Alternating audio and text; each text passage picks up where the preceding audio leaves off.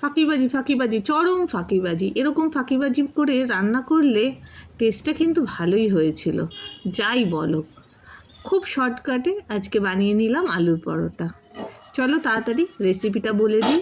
এই দেখো, একটু শুকনো লঙ্কা, তার মধ্যে নিয়ে নিয়েছিলাম জিরে আর মৌরি, একসাথে একটু ভালো করে ড্রাই রোস্ট করে নিয়েছি।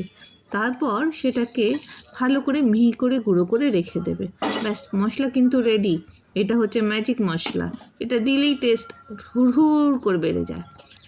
এই আগের দিন আলুটা সেদ্ধ করে রেখে দিয়েছিলাম। এটা সেদ্ধ করা থাকলে কত যে উপকার হয় কি আর বলবো। এর মধ্যে আলুটা ভালো করে চটকে চটকে মেখে নিয়েছি, তার মধ্যে দিয়ে দিয়েছি পেঁয়াজ কুচি আর লঙ্কা কুচি। সেটার মধ্যে দিলাম 1 কাপ ময়দা আর 1 কাপ আটা। আটাটা দিলাম কারণ একটু হেলদি খেতেও তো ভালো লাগে না। একটুখানি চিনি, লবণ, ব্যাস মিশিয়ে এটাকে ভালো করে চটকাতে হবে। চটকে চটকে এর মধ্যে কিন্তু কোনো রকম যেন দানা ফানা কিচ্ছু না থাকে। তোমাদের যদি অরিগানোর টেস্টটা ভালো লাগে তো অরিগানো একটু সামান্য দিতে পারো, দিলে টেস্টটা ভালোই হয়। এবার অল্প অল্প করে জল দিয়ে এই ময়দার মিশ্রণটাকে ভালো করে চটকে চটকে মেখে নিতে হবে। একদম চটকে চটকে মাখবে যাতে কোনো রকম লাম্পস না থাকে।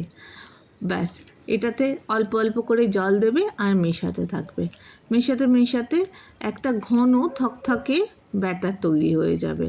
আমি এটা হাত দিয়েও করেছি, তোমরা চাইলে অন্য কিছু দিয়েও করতে পারো, কিন্তু হাত দিয়ে করলে কি এই ঘনত্বটা ভালো করে বোঝা যায়, কতটা ঘন আমার লাগবে কতটা লাগবে না। দেখো আমি জল দিয়ে অল্প অল্প করে জল দিয়েছি, কিন্তু একসাথে অনেকটা জল দিয়ে দিলে আবার ঠিক করে মিক্সড হতে চায় না। দেখো আমি অল্প অল্প করে জল দিয়েছি আর অল্প অল্প করে মিশিয়ে নেওয়ার পর দেখো ঠিক এইরকম টাইপের একটা ঘন ঘন হবে। ওর মধ্যে ওই ম্যাজিক মশলা যেটা আগে বানিয়ে রেখেছিলাম সেটা দিয়ে দিলাম। ব্যাস, আলু পরোটা রেডি অর্ধেক।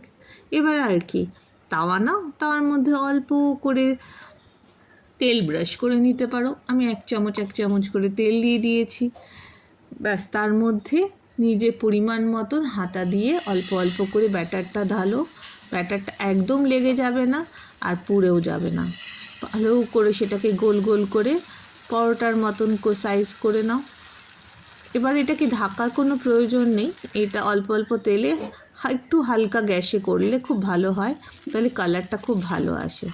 দেখো আমাদের পরোটা কিন্তু রেডি একদম। যারা ব্যাচেলার বা যাদের বউ একদম আলুর পরোটা করতে ভালোবাসে না, তাদের জন্য কিন্তু এটা খুব ভালো অপশান হতে পারে। খুব তাড়াতাড়ি হয়ে যায় আর ভীষণ ইজি, ভীষণ ইজি পিজি একটা রেসিপি। আমি আমার মেয়ের জন্য সকালবেলা এই আলুর পরোটাই প্যাক করে দিলাম আজকে টিফিনে, আর বাবা মার জন্যও রেডি করে নিলাম আরও কয়েক কিছু। তোমরা ভালো থেকো, সুস্থ থেকো, আর আমাকে জানিও তোমাদের এই রেসিপিটা কেমন লাগলো। নিশ্চয়ই কমেন্ট করো আর শেয়ার করো। Thank you.